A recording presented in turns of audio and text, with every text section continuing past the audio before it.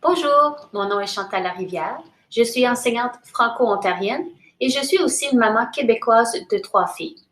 Je suis ici en présence de Anne Gillet-Moffett et nous désirons dénoncer la démarche entourant le nouveau programme du cycle 4 à 5 ans. Je suis Anne Gillet-Moffett. J'ai travaillé toute ma vie avec et pour les enfants et je continue. J'ai une maîtrise en éducation préscolaire. J'ai enseigné en technique d'éducation à l'enfance pendant 5-6 ans et j'ai donné le cours Fondement et organisation des maternelles pendant 10 ans à l'UQO.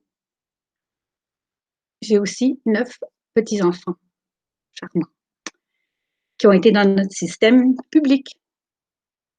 C'est dans cette capacité que je veux témoigner. Pourquoi contestez-vous le nouveau programme des maternelles? Je veux d'abord dire que je ne conteste pas l'ensemble du programme, seulement les modifications faites unilatéralement par Madame Brodeur à propos de la lecture, d'abord, à savoir la connaissance de la plupart des lettres et des lettres de l'alphabet en majuscule et en minuscule, et le nom et le son des lettres, et l'introduction de mesures de prévention universelles et ciblées. Pour comprendre la situation, il faut savoir que le ministère de l'Éducation a mandaté un comité en 2018, comité qui a été présidé par Madame Brodeur. Après 1 an de travail collectif positif, ils ont accouché, si je peux dire, d'une version en novembre 2019. Après un consensus, quelle ne fut pas leur surprise de voir apparaître une nouvelle version en mai 2020, dans laquelle Madame Brodeur avait, à leur insu, ajouté des changements significatifs, puis d'apprendre que le ministre Roberge avait accepté ces changements. Mais pourquoi ces ajouts vous dérangent tant?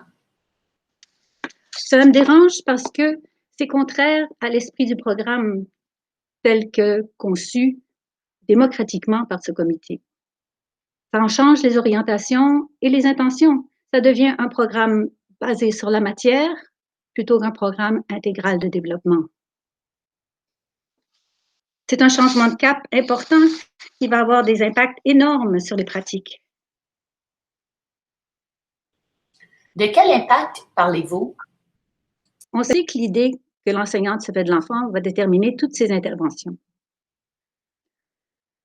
Moi, je crois en un enfant compétent à sa manière, sociable, joueur, curieux, qui va progresser, s'épanouir et même transformer sa trajectoire s'il est dans des bonnes conditions, c'est-à-dire sous le regard bienveillant, attentif des adultes et dans un environnement émotionnellement sécuritaire et stimulant.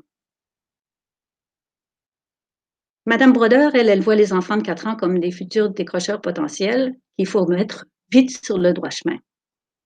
C'est une vision déficitaire de l'enfant. Plus comptable, on cherche en fait ses faiblesses au lieu de tabler sur ses forces. Il s'agit de 2 visions opposées de l'enfant et donc de l'éducation qui sont incompatibles et qui ne peuvent pas cohabiter dans un même programme. L'une est basée sur l'écoute des enfants, leurs théories, leurs pensées, leurs intérêts, leurs préoccupations. L'autre sur l'agenda de l'adulte.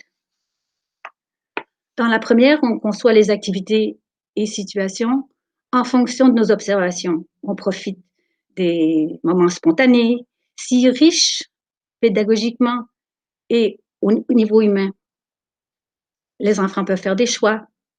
On fait des liens entre les activités.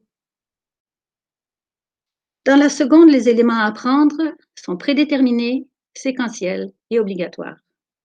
Les activités sont morcelées, sans contexte significatif et pas de lien non plus avec les vécus des enfants. Le temps y est restreint et, entre parenthèses, cela nuit au fondement de la lecture.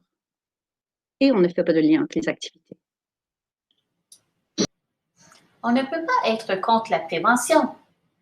Qu'en pensez-vous? Ah, mais c'est dans la manière de définir la prévention que nous divergeons. Dans la vision développementale, on donne du temps à l'enfant et du soutien pour lui permettre de se développer. On étaye, on encourage, on observe les enfants au jeu et dans leurs projets et on documente leur évolution. Les enseignantes connaissent bien les enfants et sont tout à fait capables d'adapter leurs propositions à leurs capacités, c'est-à-dire agir dans leur zone proximale de développement. Elles sont aussi capables de leur offrir un soutien différencié en fonction de leurs besoins, en collaboration avec les familles et, si c'est nécessaire, de faire appel à d'autres intervenants.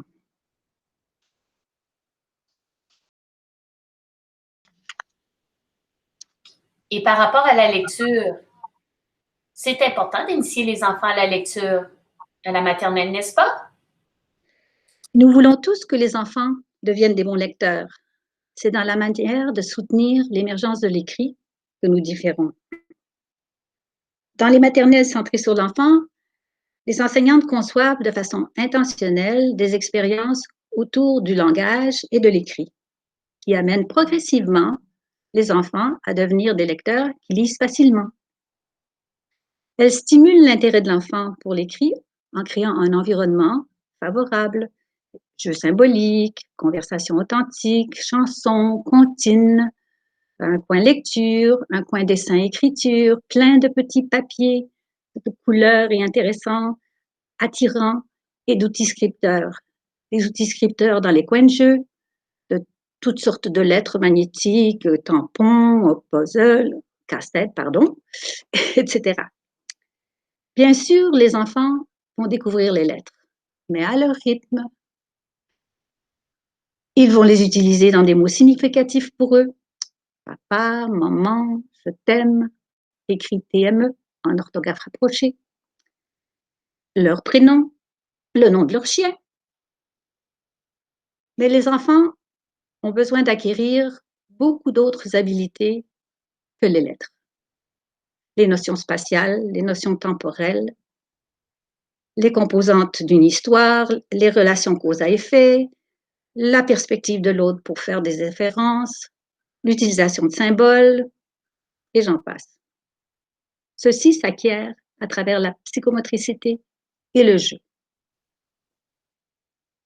Madame Broder, dont la formation est en éducation spécialisée, milite depuis des années pour l'ajout dans le programme préscolaire de connaître toutes les lettres de l'alphabet, ce qui ouvre la porte à l'enseignement systématique, formel, explicite de la lecture et au kit de dépistage qui les accompagne.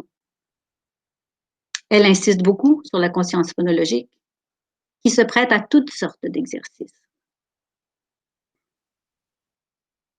Pourtant, il est prouvé que les enfants n'ont pas besoin d'enseignement formel avant l'âge de 6-7 ans, âge auquel ils apprennent à lire plus facilement.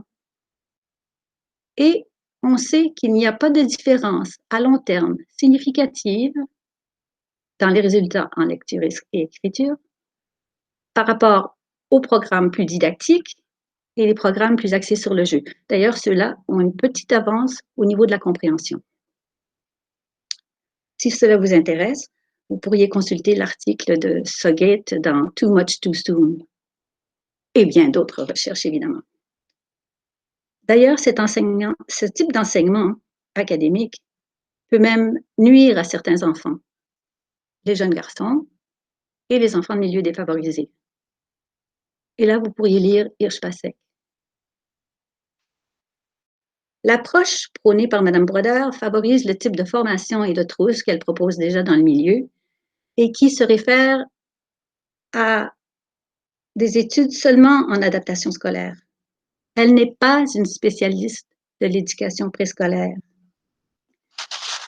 À l'éducation préscolaire, nous sommes en général centrés sur l'enfant en évolution, dans l'ici et maintenant. L'enseignante offre à l'enfant des défis à sa mesure pour qu'il connaisse des réussites et aime l'école. L'approche de Mme Broder est plus axée sur la préparation à l'école, une idée de la maturité scolaire qui favorise l'enseignement de prérequis. Ce type d'enseignement fait beaucoup appel à la répétition Elle mise sur ses enseignements pour prévenir le décrochage et assurer la réussite scolaire. Mais en fait, les maternelles vont devenir des premières années. Elles le sont presque déjà maintenant. Pourtant, l'enfance est une période particulière, valable en soi.